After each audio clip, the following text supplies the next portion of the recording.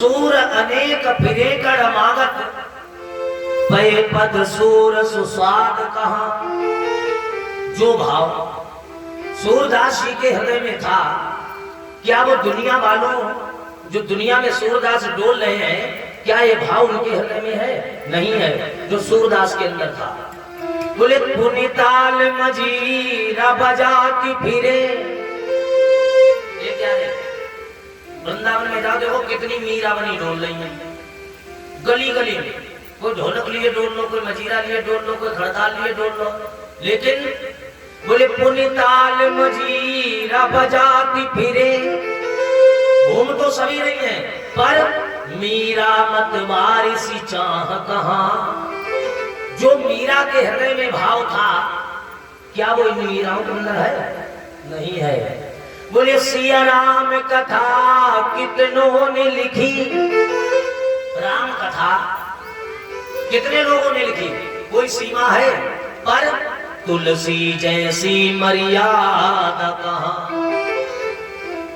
लेकिन जो मर्यादा बाबा गोस्वामी तुलसीदास जी ने दी है, क्या वो इनके लोगों में है? नहीं। बोले नरसिंह बसे हरि खंबन में। लोग कहते हैं भगवान कहाँ है? अरे प्रहलाद जी ने कह दिया इस खंबे में भी भगवान को खंबा फाड़ कर हो गए। तुम भी बोल दो कि इस मार्ग में भगवान है, देखे मार्ग फट जाएगा। नरसिंह बसे हरि कंबन में। भगवान तो भी है, लेकिन काढ़न को प्रहलाद कहाँ? प्रहलाद है? नहीं है। भगवान अभी है। भगवान द्वारिका चले गए और इधर जिस गर्भ में रक्षा की थी, जिस बहन की उत्तरा की, समय आने पर उत्तरा ने उसी बालक को जन्म दिया। कल रात्रि में आप लोग श्रवण कर रहे थे। बालक का जन्म हुआ। बालक कैसा हुआ? जन्म लिया, पंथी मारकर बैठ गया। जन्म होते रोना धोना अलग की बात, पंथी मारकर बैठे और भीड़ इकट्ठी हो गई। भाई चमत्कार वाली बात ही है कि बालक का जन्म हुआ और पंथी मारकर सुखासन से बैठा है। अब सभी चारों तरफ से सूचना फैल गई, लाखों की भीड़ लगी। अब वो बालक पंथी मारकर बैठा और भीड़ में देख रहा है इसे। कभी हंसता कभी रोता। भीड़ को देख लिया, रोना शुरू कर दिया। युधिष्ठिर के बगल में बैठे देवर्षि नारद, नारद जी से युधिष्ठिर जी ने निवेदन किया, ये बाबा नारद को होने लगा दी। एक बात बताओ हमें, ये बालक पहली बात तो जन्म लिया पंथी मारकर बैठ गया, और दूसरी बात ये बालक देख क्या रहा है? इधर उधर घूमकर देख रहा है, ये क्या देख रहा है? नारद जी कहने लगे, तुम्हें पता नहीं किसको देख रहा है? बोले नहीं। बोले उसको देख रहा है जिसने इसकी रक्षा की, गर्भ में लाकर देख रहा है। जो वो काली कमरिया वाला, मधुर बंसी बजाने वाला, जो मेरी रक्षा करके आया, सहायता करके आया, वो इस भीड़ में है कहां पर? ये ढूंढ रहा है किसको? भगवान श्री कृष्ण को। इसीलिए तो कहते हैं क्या कि घनश्याम तुम्हें ढूंढने जाए कहां कहां।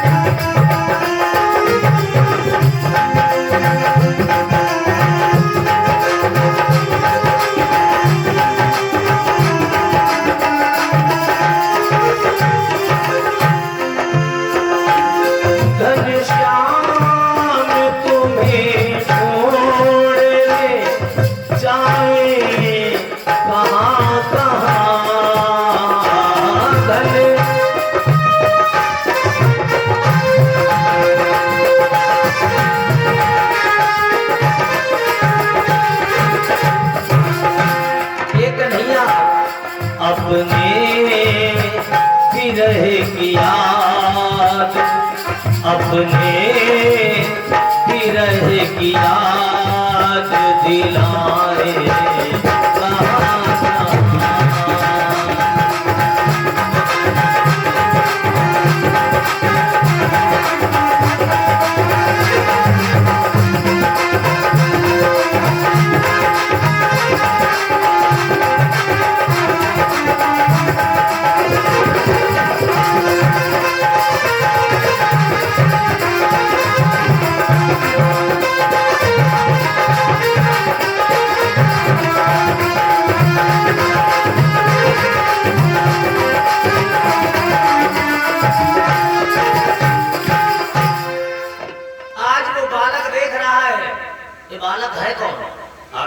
सुंदर चर्चा आती है।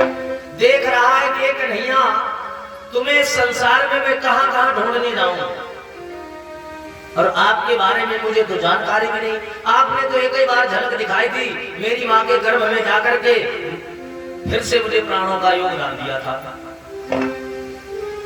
अब कहां जाए और कहां कहां ढूंढे तुझे? भगवान तो हुए मामा, अब भगवान ने क्या किया? मामा को बड़ी प्रसन्नता होती है। अब भगवान को सूचना मिली कि उत्तरा के बालक हुआ, तो भगवान श्री कृष्ण द्वारिकाधीश द्वारिका से चल करके आते हैं। द्वारिका से चल दिए,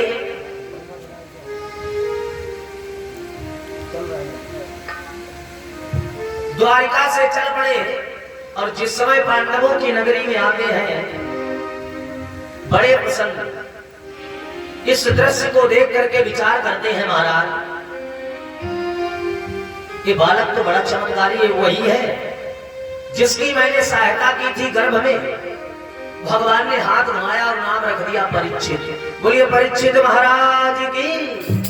यही हुए परीक्षित जो परमात्मा की इच्छा से प्रकट हुए।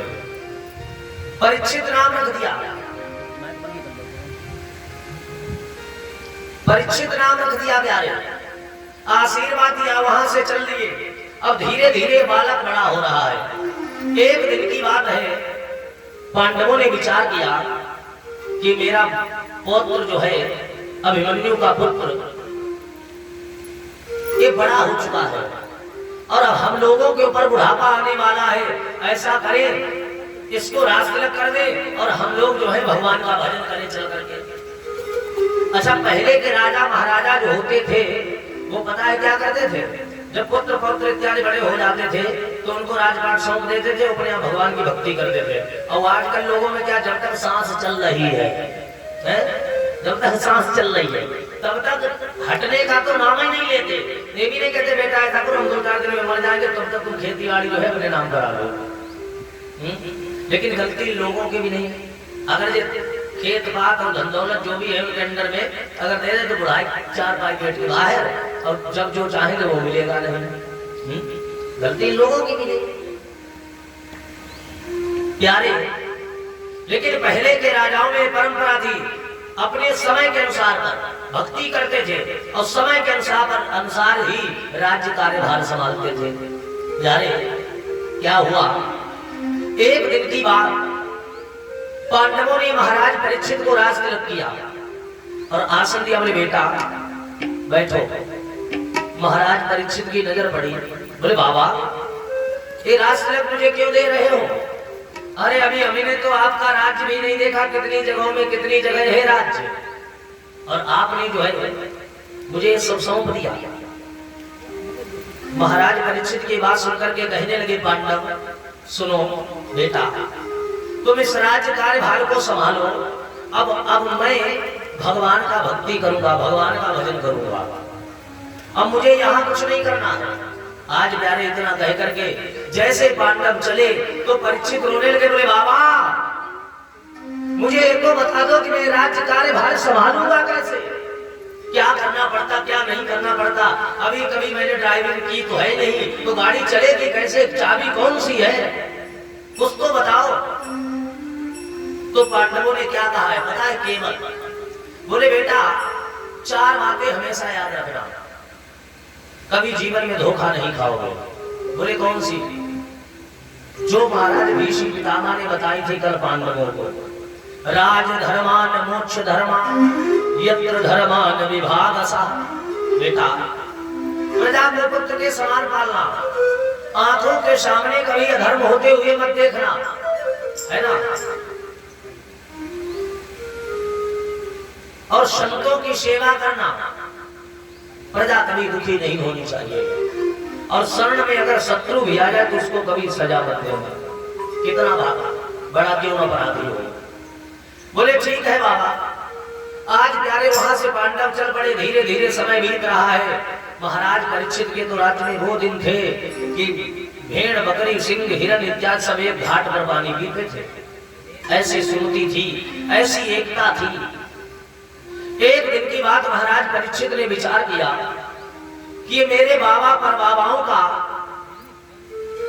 भंडार भरा पड़ा, खजाना भरा पड़ा है, और अभी तक मैंने दर्शन भी नहीं किए। चलो चल करके देखें कि क्या है।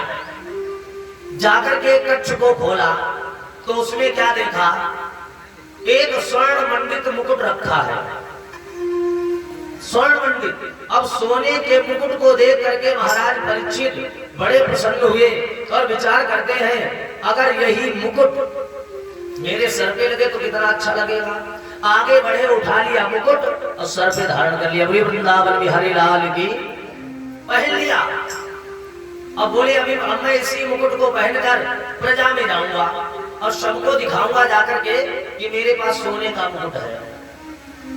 अब किसी के पास गाड़ी ना हो और भगवान की कृपा से अगर गाड़ी मिल जाए तो पता है जितनी रिश्तेदारी सब हर जगह जाएंगे। क्यों जाएंगे? अरे मैं गाड़ी लिया, गाड़ी दिखाने के लिए जा रहे हैं, गली गली में घूमेंगे लेकर के गाड़ी है। क्यों? मेरे पास गाड़ी है। अब महाराज परीक्षित सोच रहे मैं सबको दिखा के आऊंगा कि मेरे पास सोने का मुकुट है। वास्तविक में हमारे शास्त्र कहते हैं महाराज परीक्षित के राज्य में बड़ी सुनती थी। महाराज परीक्षित राजा होते हुए भी संतों के आश्रमों में भेष बदल बदल कर सेवा करते थे, पूजा पाठ करते थे, बुहारी लगाते थे। एक दिन क्या हुआ, उस मुकुट को पहनकर महाराज परीक्षित रथ पर सवार होकर के अपने साथियों के साथ चल दिए। रथ जा रहा है। आज प्यारे बड़ी दूर निकल गए महाराज परीक्षित, बड़े प्रसन्न हैं। और जो भी देखता है कहता वाह भैया वाह, महाराज की जय हो। देखो तो सही ये कितना सुंदर मुकुट पहने जा रहे हैं कि सर पर सोने का मुकुट रखा, सर पे सोने का मुकुट और मन ही मन में हर साथ है।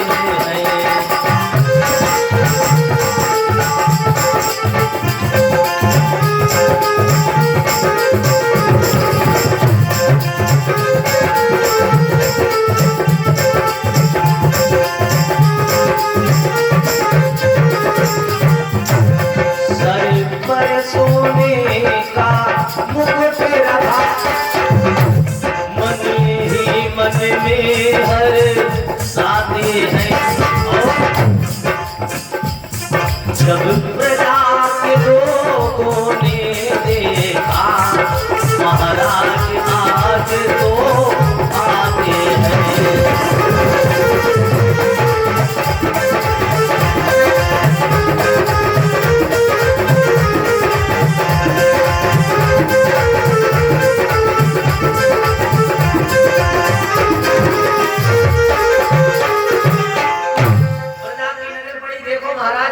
जा रहे हैं, कितना सुंदर मुकुट, चलते हुए जा रहे हैं। तब तक क्या हुआ, बड़े प्रसन्न थे और तब तक आगे से गाय चिल्लाती हुई आ रही है। गाय चिल्लाती हुई आ रही, बचाओ बचाओ बचाओ, गाय चिल्ला रही है। महाराज परीक्षित की नजर पड़ी कि मेरे गांव में और मेरे इस राज्य में ये गैया भैया बड़ी दुखी नजर आ रही है, क्या बात है। आगे को बढ़े तो गौ माता ने जब महाराज परीक्षित को देखा तो नेत्रों से आंसुओं की धार बह रही है। सामने खड़ी हो गई गौ माता और कहने लगी महाराज आपकी इस दुनिया में महाराज आपकी दुनिया में क्यों दीन सताए जाते हैं। महाराज मैंने तो सुना है आप हारे के सहारा है और फिर भी आपके राज्य में दुखियों के ऊपर ये क्या हो रहा है। मेरे ऊपर कृपा करो महाराज, मुझे अपनाओ और इस अधर्म को रोको। आज वो गैया मैया रोने लगी और क्या बोली कि मोहि दीन जाने अपना ले रे को मुरली वाले रे मुरली जाने अपना ले मुरली वाले रे मोहि अनाथ जाने अपना ले रे मुरली वाले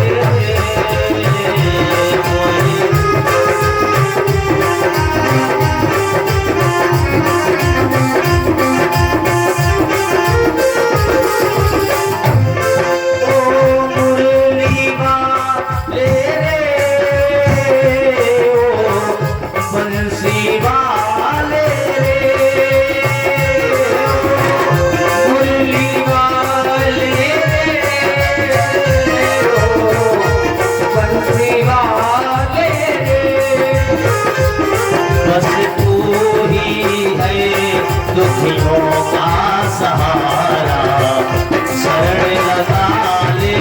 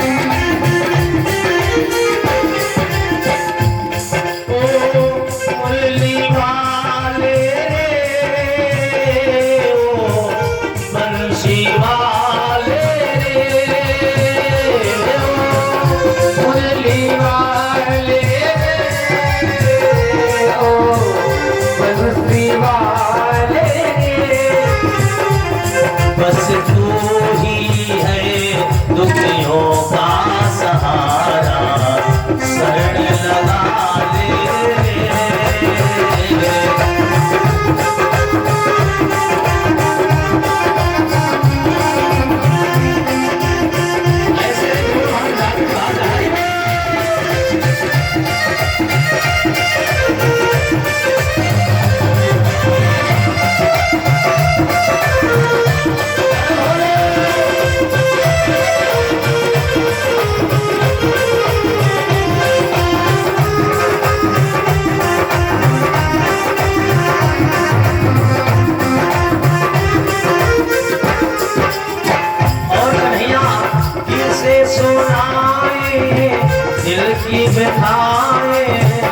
कितने दर्द भरे हैं तुझको सुनाए दिल की व्यथाएं कितने दर्द भरे हैं।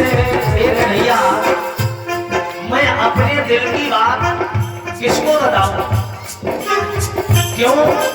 क्योंकि संसार में तेरे सिवा कोई नहीं है। किसे सुनाए दिल की व्यथाएं कितने दर्द भरे हैं और जग में ना कोई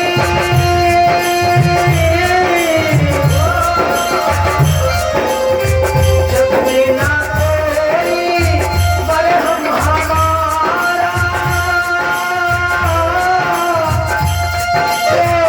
दर्द है का जाने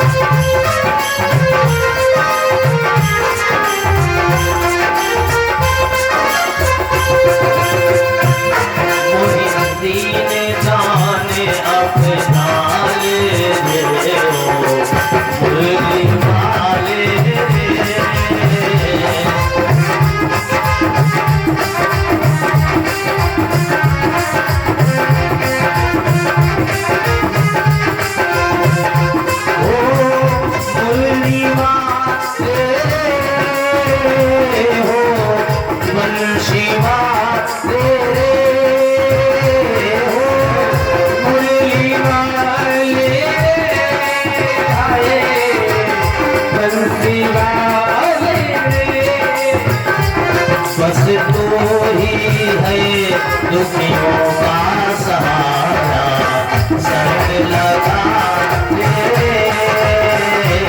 बस तू ही शरण लगा ले।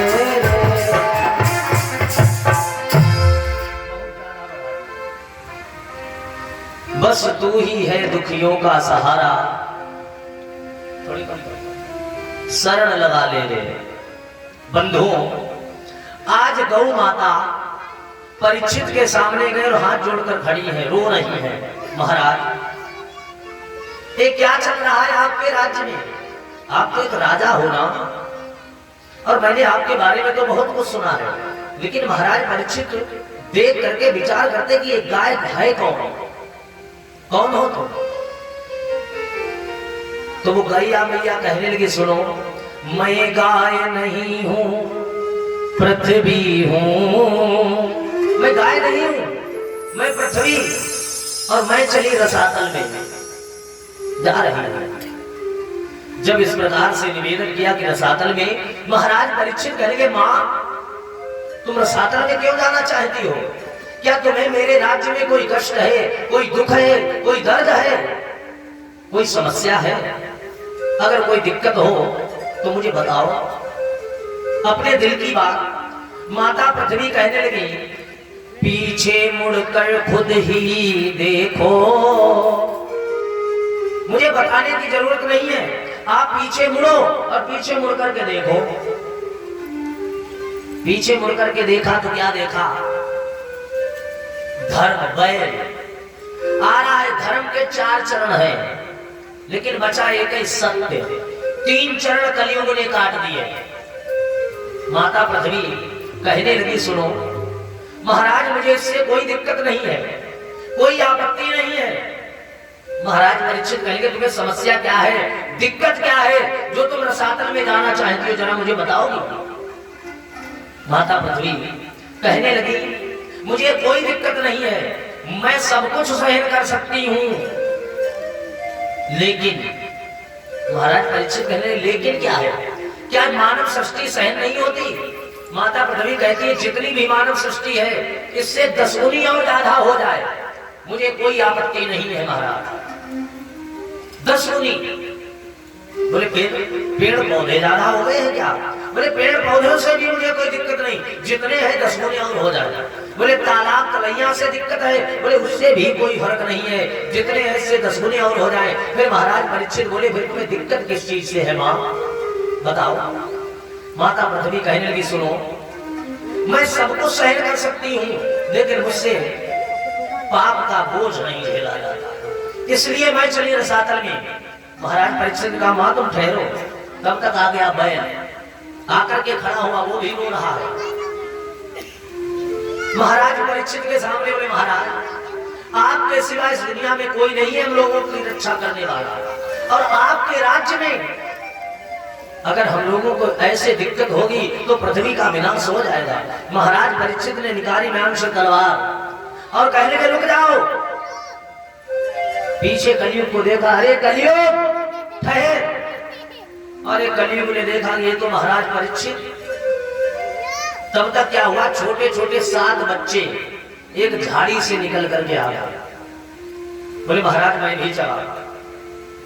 महाराज परीक्षित ने कहा, ये गाय माता जो है ये पृथ्वी है, और जो बैल खड़ा है ये धर्म है, और फिर तुम कौन हो?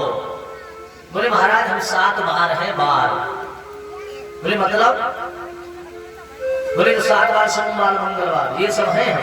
बोले तुम क्यों जाना चाहते हो? बोले सुनो महाराज, जिस जगह पर पृथ्वी नहीं होगी, धर्म नहीं होगा, माता पृथ्वी रसातल में जाना चाहती है, धर्म भी जाना चाहता है, वहां पर सुमति हो ही नहीं सकता। मेरा नाम है सोमवार, वहां पर सुमति असंभव है। बोले एक साइड में हटो। दूसरे से कहा तुम कौन? बोले महाराज मंगल। बोले तुम क्यों जाना चाहते हो? बोले जिस जगह पर सुमति नहीं होगी क्या वहां पर मंगल हो सकता है? असंभव है। मैं नहीं चला। बोले तुम भी हटो। तीसरे से कहा तुम? बोले महाराज मैं बुध। बोले तुम क्यों जाना चाहते हो? बोले महाराज जिस जगह पर मंगल नहीं होगा, सुनती नहीं होगी, वहां पर लोगों की बुद्धि ही काम नहीं करेगी, तो इसलिए मेरा रहने का कोई तात्पर्य ही नहीं है। बोले तुम भी चौथे का तुम, बोले गुरु बृहस्पति, बोले तुम क्यों जाना चाहते हो? बोले महाराज ये तो तुम्हें खूब पता होना चाहिए, अगर चेलों की बुद्धि सही नहीं होगी तो गुरु जी पर लाठी चलेगी। चेला जो आएगा वो लट्ठे लेके आएगा, इसलिए मैं भी चला। मोह अपमान थोड़ी कराना अपना, मैं भी चला। बोले तुम भी हटो। पांचवें का तुम, बोले शुक्र, बोले तुम क्यों जाना चाहते हो?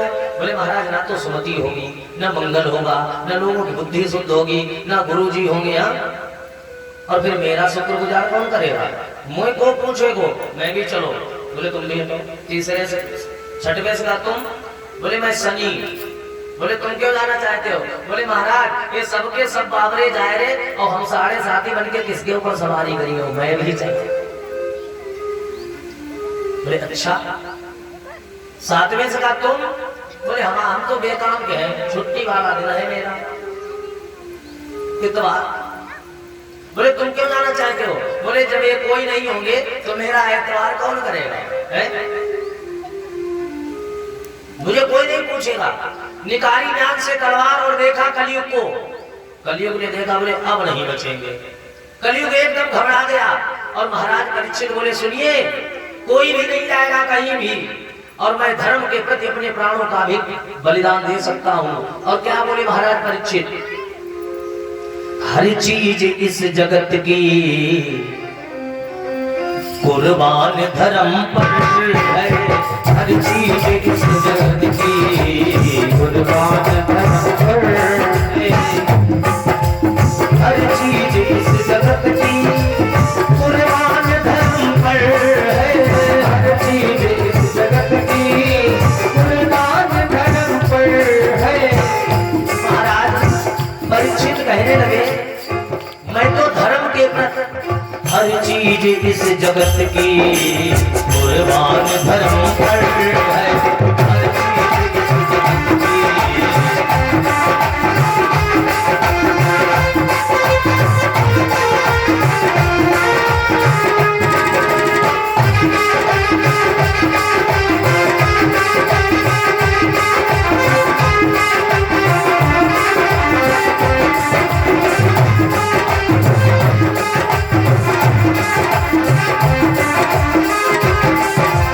हर चीज इस जगत की। जगत की कुर्बान धर्म पर है, हर चीज जगत की कुर्बान धर्म पर। और जी जान संपदा क्या, जी जान संपदा क्या कुर्बान धर्म पर है।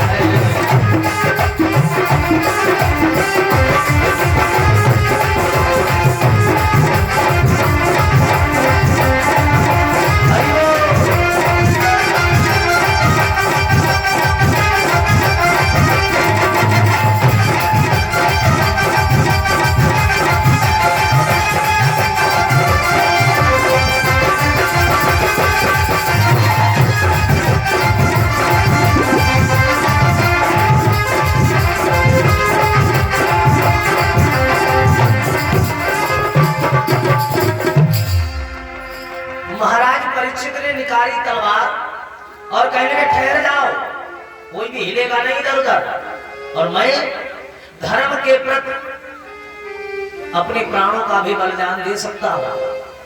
कलयुग ने देखा कि महाराज परीक्षित अब मुझे जिंदा नहीं छोड़ेंगे, तो कलयुग दौड़ करके गया, चरणों में गिर पड़ा। जब कलयुग चरणों में गिर पड़ा प्यारे, तो क्या हुआ? महाराज परीक्षित को अपने बाबा की बात याद आ गई कि शरण में यदि शत्रु भी आ जाए तो क्षमा कर देना। कलयुग से गए उठ के खड़ा हो रहा, और तो इतना अधर्म अत्याचार क्यों कर रहा है? कलयुग बोला सुनो महाराज, इसमें मेरा कोई दोष नहीं है। क्यों? तो फिर ये क्यों? बैल के 3 चरण तूने काट दिए। बोले महाराज मेरा भी हक है आपकी दुनिया में रहने का, मैं भी सुख और शांति चाहता हूं, लेकिन आपके राज्य में मेरे लिए कहीं ठौर ही नहीं है। हम कहाँ जाएं, कहाँ रहें, जब कोई जगह नहीं है। तो मैंने कहा जो भी धर्म के 4 चरण हैं, मैं सबको काट दूंगा, सब हटा दूंगा, और कलयुग ही कलयुग होगा, मेरा राज्य होगा, जहां जी करेगा वहीं रहूंगा। इसीलिए इस कलयुग में केवल सत्य ही बचा है, और सत्य भी आजकल लोग बहुत कम बोलते हैं। फोन करो, हेलो कहाँ हो? खड़े छिबरा में बोले बेवर आ गए, खड़े छिबरा में बोले बेवर आ गए, झूठ बोलते हैं। एक ही बचा, वो भी धीरे धीरे हम लोग बराबर कर रहे हैं। भगवान थोड़ी कुछ कर रहे हैं। लोग कहते हैं कि अरे पंडित जी तुम तो बताते रहते हो, सब भगवान ही करते हैं। अच्छा, हमसे एक बार ऐसे आ गए तो लोग बोले पंडित जी आप कुछ और बताते हो महाराज जी, और ये सब देवी देवताओं का काम है। हमने कहा और क्या, खेत ना जोते जो भगवान नहीं है, ट्रैक्टर लेकर तुम्हारा खेत जोती ही है, रोटी बना तुमको खिलाएंगे भगवान। अरे वाह, भगवान ने तो सब जो करना था वो कर दिया, मानव जीवन दे दिया और सभी पुर्जे ठीक ठाक दे दिया। एक पैरे देते फिर क्या हालत होती भाई, सगिया लेके चलते टुकुट टुकुट टेम्पू की थी, सब कुछ देने के बाद भी फिर भी भगवान के सहारा बैठे। राम जी क्या करते थे पहले, प्रातः काल उठ के रघुनाथा माता पिता गुरु नावई माथा, भगवान करते हैं जो भगवान ने किया करो ना, वो प्रणाम करते थे प्रातः काल उठ के। पहले लोग ऐसी हमारी संस्कृति थी, जो लोग अपने से बड़ों को जो प्रणाम करते थे तो साष्टांग लेट कर प्रणाम करते थे। विद्वान हो या कोई संत हो, कोई ब्राह्मण हो, लेट कर, इस बड़े बुजुर्ग जितने होंगे सबको पता होगा। आजकल गुरु जी के पास आएंगे, लेटने से पहले कपड़े पहले झाड़े होंगे, कहीं गंदे ना हो, लेटेंगे नहीं, कपड़े पहले देख लेंगे, 2000 रुपए पैंट है तो 3000 की शर्ट। अरे देखते हैं तुम यही कपड़े पहन के जाओगे वहां, वो तो पता लगेगा। पहले साष्टांग लेटते थे, ठीक था, फिर चलो धीरे धीरे समय में परिवर्तन हुआ है। भगवान ने थोड़ी किया, भगवान तो साष्टांग लेटते थे, और हम लोगों ने क्या किया, वो साष्टांग छोड़कर थोड़े झुके पैर छू लिए, हो गया काम, ये भी ठीक था। फिर क्या हुआ, धीरे धीरे और समय में परिवर्तन आया। अब धीरे धीरे अब क्या हुआ, तब वो जो झुकते थे वो भी भूल गए, मुर्दे की तरह थोड़े झुके, ऊपरियां छुलिए, घुटने छू लिए, हो गया काम। अब माता पिता सामने खड़े, बेटा कहता प्रणाम, यानी बढ़िया छूते थे वो भी भूल गए। तो भगवान ने सिखाया क्या कि भगवान ने कहा, एक तरफ से गुरु जी जा रहे, एक तरफ से चेला करता, गुरु जी कहते ठीक, हाथ उठा दिया नानी से, जाओ, हो गया काम। ये भगवान ने किया। पहले के बेटा बेटी प्रणाम नमस्ते इत्यादि करते थे, राम राम करते थे, और आजकल बिटिया घर से चली, दादी मम्मी टाटा, बताओ ये भगवान करके गए कि किसी पुराण में लिखा कि टाटा टाटा चिल्लाओ? ये भी ठीक था, ये भी ठीक था। अब थोड़े दिन बाद और समय परिवर्तन हुआ, अब लोग क्या कहते, घर से कहते बाय। ऐसे एक बार हम कथा के बहराए थे, बाय भी ठीक था, बहराइच में कथा में एक बार। अब तो लोगों की परिस्थिति बहुत ही भिन्न हो गई। अब घर से निकलो, मम्मी पापा जा रहे, और बिटिया पहले दादी दादी मम्मी हाँ हाय। हम ऐसे एक बार कथा से चले, और 2-4 बच्चे थे, छोटी छोटी बिटिया थी, पंडित जी हाय। हमने हम गाड़ी से नीचे उतरे, हमने कहा भैया तुम्हारी बराई को फूंक दे, कोई के बाद ही में जाने, जिंदगी में मार डालते लोग, जिंदगी में मुर्दा बना देते, हाय हाय चिल्लाए। अरे कोई मराया जाए तब हाय हाय चिल्ला, जो करना है वो करते नहीं, और भाई दे हाय बाय टाटा बाटा, ये क्या है, इससे करोगे क्या? पहले के लोग जो थे, नाम जब बच्चों के रखते थे तो परमात्मा से मिलते जुलते, और आज का लड्डू जलेबी चिंटू पिंटू सुखरानी दुखरानी ये कोई नाम है क्या? इनसे कल्याण होगा क्या? सब लोग 2 बार नाम बोलो।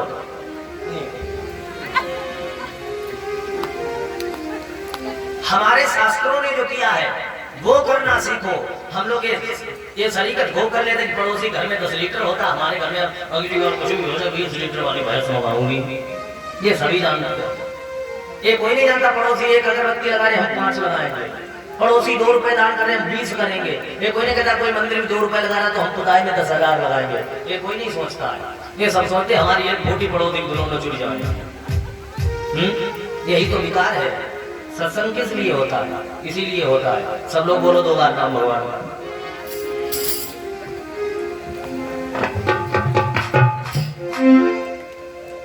जय राधे राधे गोविंद गोविंद राधे राधे राधे गोविंद गोविंद राधे जय राधे राधे गोविंद गोविंद राधे राधे राधे गोविंद गोविंद राधे गोविंद राधे गोपाल राधे गोविंद राधे गोपाल राधे राधे राधे गोविंद गोविंद राधे राधे राधे गोविंद गोविंद राधे गोविंद राधे गोपाल राधे गोविंद राधे राधे गोपाल राधे राधे राधे गोविंद गोविंद राधे राधे राधे गोविंद गोविंद राधे राधे गोविंद गोविंद राधे राधे राधे गोविंद गोविंद राधे राधे राधे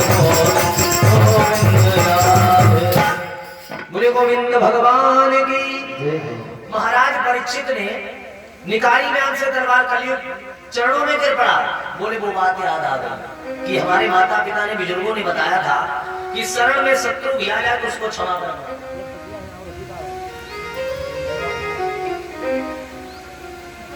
निवेदन किया महाराज, विचार करने लगे।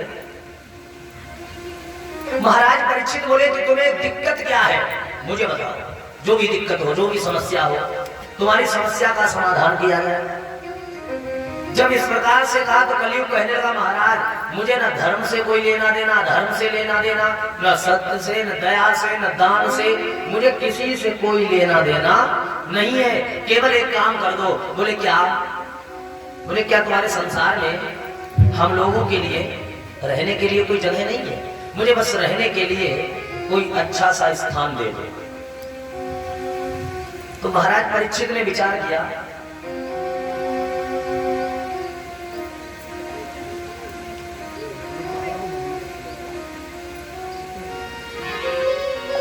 निवेदन किया महाराज। बोले महाराज और कुछ नहीं, रहने के लिए जगह दे दो। आज प्यारे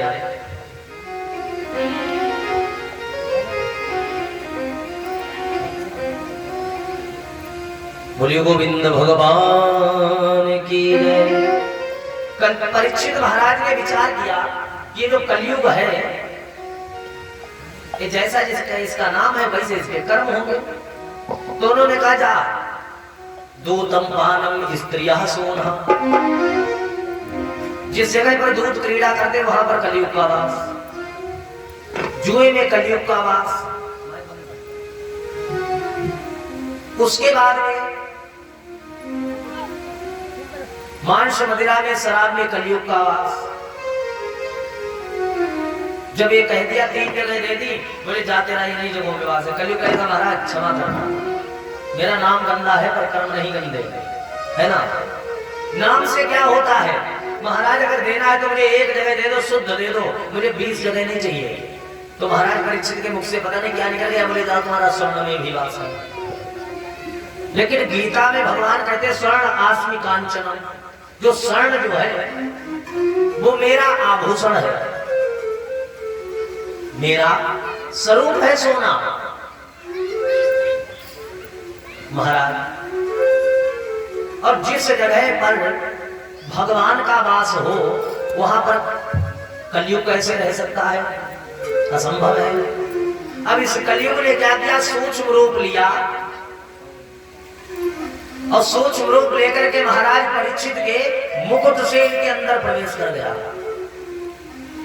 अंदर प्रवेश कर गया जब एक कलयुग हुआ क्या,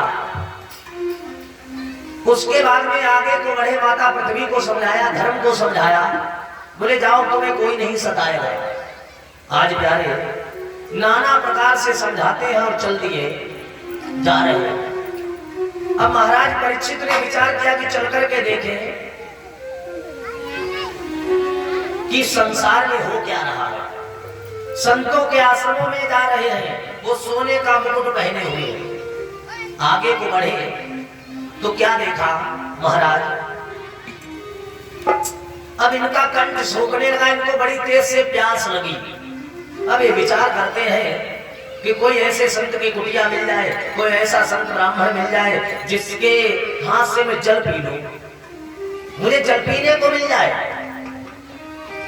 अब ये बड़े चिंतित, बड़ी दूर निकल गए, लेकिन कोई भी ऐसी कुटिया नहीं मिली जहां ये जाकर के जल पी लेते हैं। थोड़ा और आगे को बढ़े तब तक एक संत की कुटिया नजर पड़ी। देखा जब संत की कुटिया को, जब संत की कुटिया को देखा तो मन ही मन प्रसन्न होने लगे, मन ही मन प्रसन्न हो रहे हैं। आगे को बढ़े और रथ को खड़ा कर दिया, नीचे उतर के गए और हाथ जोड़कर बोले, महाराज परीक्षित, महाराज मैं बड़ी दूर से आया हूं तुम्हारे द्वार पर और मुझे बड़ी तेज से प्यास लगी, मेरा कंठ सूख रहा, जरा मुझे पानी पिला दो। और वो कुटिया किसकी है? बोले समीकी ऋषि की। वो समाधि में समाधिस्थ है, शरीर तो यही है लेकिन आत्मा का कंटेक्ट सीधे परमात्मा से। ए महाराज कृपा कर दो और मुझे पानी पिला दो। कहते भी हैं क्या, कभी प्यासे को पानी पिलाया नहीं। अब तुम्हारे द्वार पर कोई भिखारी आ जाए, कभी कभी देखने को मिल जाता है।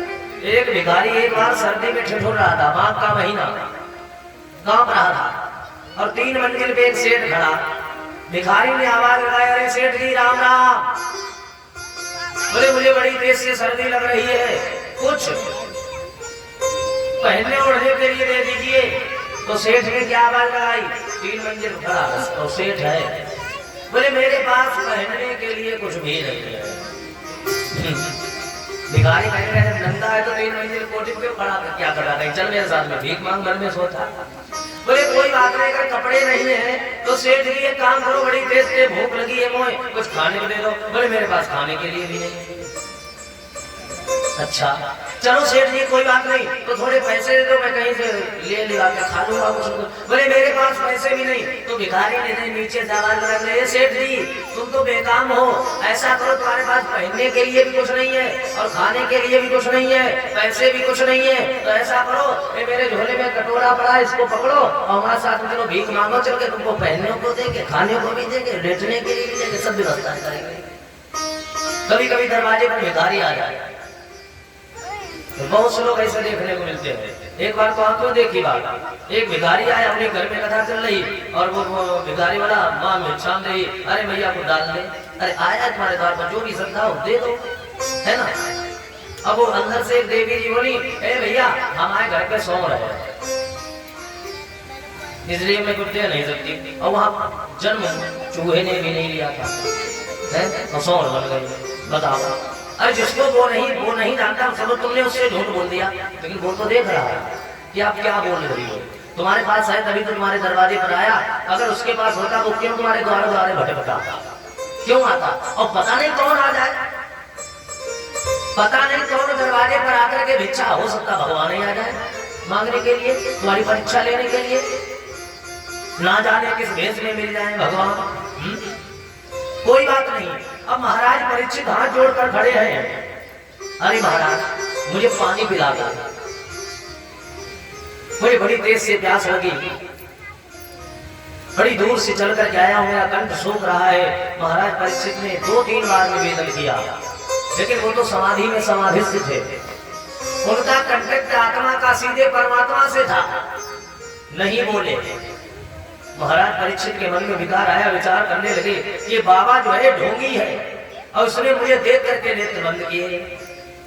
उन्होंने क्या किया, निवेदन करते रहे नहीं सुना और कलयुग बैठा खोपड़ी में परीक्षित में, नहीं सुना तो उन्होंने इधर उधर देखा, तब तक नजर पड़ी एक मरा हुआ सर्प पड़ा था।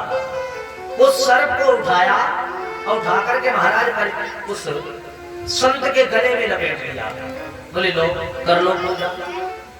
जब गले में उस सर्प को लपेट दिया महाराज, अब वहां से चल पड़े और वहीं पर एक गौरमुख नाम का शिष्य जो है खेल रहा था। उसकी नजर पड़ी। उसने देखा कि महाराज परीक्षित आए और मेरे गुरु जी के गले में मरा हुआ सर्प डालकर चले गए। अरे वास्तविक में राजा परीक्षित ऐसे थे जिनके राज्य में सब एक घाट पर पानी पीते थे, सुमति थी, एकता थी, फिर इतना बड़ा अपराध इन्होंने क्यों कर दिया? क्योंकि ये किसका प्रभाव है पता है? यह कलियुग का परम प्रताप,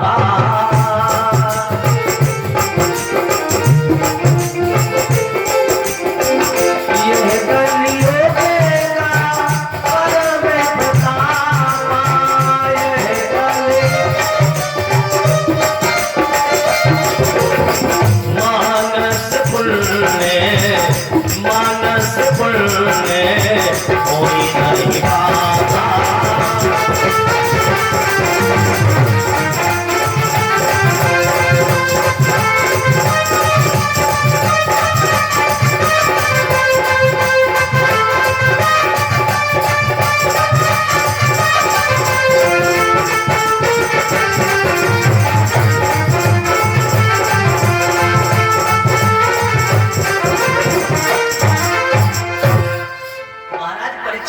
नहीं किया, एक कलयुग के प्रभाव से हुआ। इसीलिए कहते हैं जो भी हम लोग जो अपराध करते हैं, जो हमारी खोपड़ी में पाप बैठा हुआ कलयुग वो करवाता है।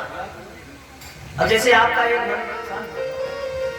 एक मन आपसे कहे चलो कथा सुनाओ, तब तक दूसरा मन क्या बोलेगा पता है? रहने तो शाम को चलेंगे, शाम को झांकी निकलेंगे। कि तुम थोड़ी बोल रहे हो, जो मैं बोल रहा हूं कि तुम्हारे अंदर जो पाप बैठा है वो बोल रहा है, कलयुग बैठा वो बोल रहा है ना? वो कहता है अरे कहां धर्म के चक्कर में पड़ोगे, हमारा खजाना है, तुम हमारे पास रहने दो, और यहाँ आओगे तो राम राम बोलोगे जरूर, और जब राम राम बोलोगे जो लोग जितनी देर यहाँ बैठे हैं उनके मन में किसी प्रकार का कोई विकार नहीं रह जाता हो, अगर सच्चे मन से बैठे हो। और बनावटी पर प्रेम दिखाकर बैठे तो वो अलग चीज है। अगर निर्मल मन से भगवान के दरबार में बैठ जाओ तो आपके अंदर जो भी छल कपट जो भी है वो सब दूर हो जाता है। प्रत्येक आत्मा में परमात्मा का वास है। बोले फिर महाराज दिखाई क्यों नहीं देखा है? बोले हमारे अंदर भी भगवान है, तुम्हारे अंदर भी भगवान है, सबके अंदर भगवान है, हरि व्यापक सर्वत्र समाना, फिर नजर क्यों नहीं आ रहा है? बोले जीव आत्मा परमात्मा चा मुक्ता नाम परमागति, प्रत्येक आत्मा में परमात्मा है और जीवित अवस्था में मुक्ति की प्राप्ति होती है। बोले कब तक समझ में नहीं आएगा, कब तक नहीं दिखेगा? जैसे मंदिर है माता रानी का, इसमें गेट लगा, मान लो अब इसमें अंदर से पर्दा डाल दी जाए, फिर क्या दर्शन कर लोगे? पर्दा अंदर से पड़ी होगी, दिखाई थोड़ी पड़ेंगी, जब पर्दा हटेगी तब दिखाई पड़ेंगे, है ना? वो वैसे हमारी तुम्हारी परिस्थिति। बोले हमारे अंदर भी एक पर्दा पड़ा है, आत्मा के पीछे परमात्मा, और परमात्मा और आत्मा के बीच में एक पर्दा। वो पर्दा कैसा? बोले काला पर्दा, कलंक का, कपट का। और जिस दिन पर्दा साफ हो जाएगा, है ना, गंदा है, कालिक लगी हुई है, और जिस दिन खूब रगड़ोगे बोले राम रूपी साबुन से, उसी दिन जो है पर्दे के पीछे भगवान नजर आ जाएंगे। बोले गोविंद भगवान की तो ना आ जाए तो कहना, लेकिन पहले उसे साफ करो। अब साफ ऐसे थोड़ी होगा घर में लेटे लेटे, न पूजा करना, न पाठ करना, न सुबह शाम धूप बत्ती अगरबत्ती कुछ नहीं लगाना, अगर तो वैसे स्वर्ग में पहुंच जाएंगे। ये भैया ऐसे नहीं स्वर्ग में पहुंचोगे, इसके लिए परिश्रम करना चाहिए, प्रयास करना चाहिए। क्या है? निवेदन किया महाराज, इस दृश्य को देख करके विचार करते हैं। अब महाराज परीक्षित ने गले में मरा हुआ सर्प डालकर वहां से चल दिए, जा रहे, दरबार में पहुंचे, और इधर गौरमुख नाम का जो शिष्य था समय की ऋषि का, उसकी नजर पड़ी। उसने देखा कि बताओ महाराज परीक्षित आए और मेरे पिता के गले में मरा हुआ सर्प डालकर चले गए, ऐसा क्यों किया महाराज? आज प्यारे, और वास्तविक में जो भी हमारे शास्त्रों में लिखा है, महाराज परीक्षित के राज्य में सुमति थी, एकता थी, सब एक घाट पर पानी पीते थे। बोले कैसे, कोई प्रमाण है? बोले हाँ। बोले आप कहोगे सिंह भेड़ बकरी बैल इत्यादि एक घाट कैसे पानी पी सकते? अगर सिंह खड़ा हो तो बैल आ जाए तो प्रहार कर देगा, खा जाएगा। मोर के सामने सर्प आ जाए तो खा जाएगा। विश्वास ही नहीं हो रहा, हमें खुद नहीं हो रहा था, लेकिन प्रमाण हमारे सबके आगे पीछे डोल रहा है। प्रमाण क्या है? भोले बाबा खानदान, भोले बाबा का जो परिवार है उस पर जरा विचार करो। अगर आप कहो कि सिंह बैल एक साथ में नहीं रह सकता, माता पार्वती का वाहन क्या है? सिंह, सिंह ही तो है। और भोले बाबा का वाहन क्या है? बैल। ये दोनों एक दूसरे के शत्रु है कि नहीं है? फिर साथ साथ में कैसे रहते हैं? भाई शेर को तो भोले बाबा के नंदी रखा जाना चाहिए, कोई बात नहीं। भोले बाबा के गले में क्या? सर्प। और कार्तिकेय महाराज का वाहन क्या है? मोर। सर्प जो है मोर को अगर दिखाई पड़ जाए तुरंत पकड़ के निकल जाता है, फिर ये साथ में क्यों रहते हैं? कोई बात नहीं। भोले बाबा के पास सर्प और गणेश भगवान का वाहन चूहा, और चूहे को तो सर्प तुरंत खा जाता है। सब एक दूसरे के शत्रु है। अगर विस्फोट हो जाए तो कुछ रहेगा नहीं बाबा के परिवार में। लेकिन इसीलिए तो हमारे बाबा को स्वामी तुलसीदास जी ने कह दिया है क्या? जहां सुमति तहां संपत्ति नारा,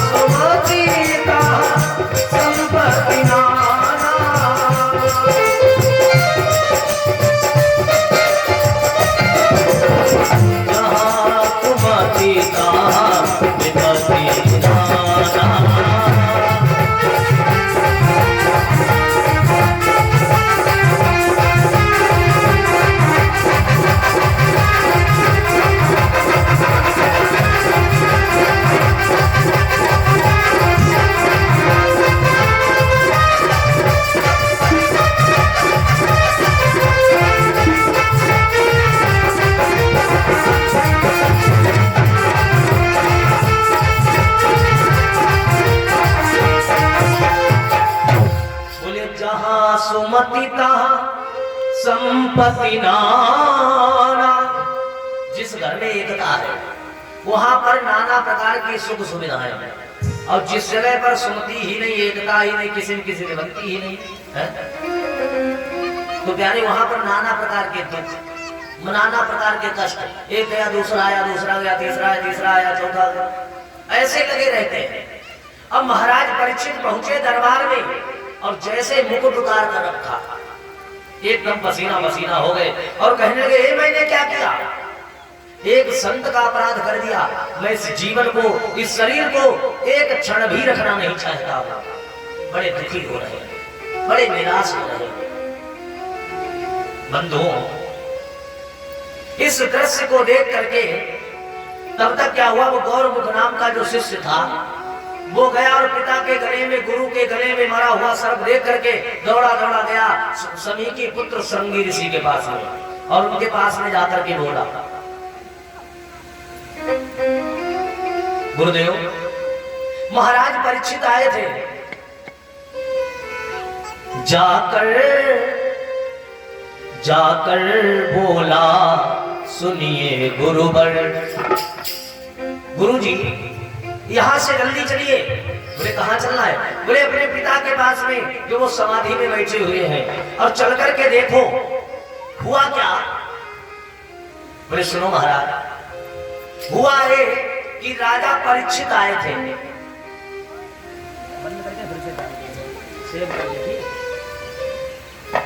चलो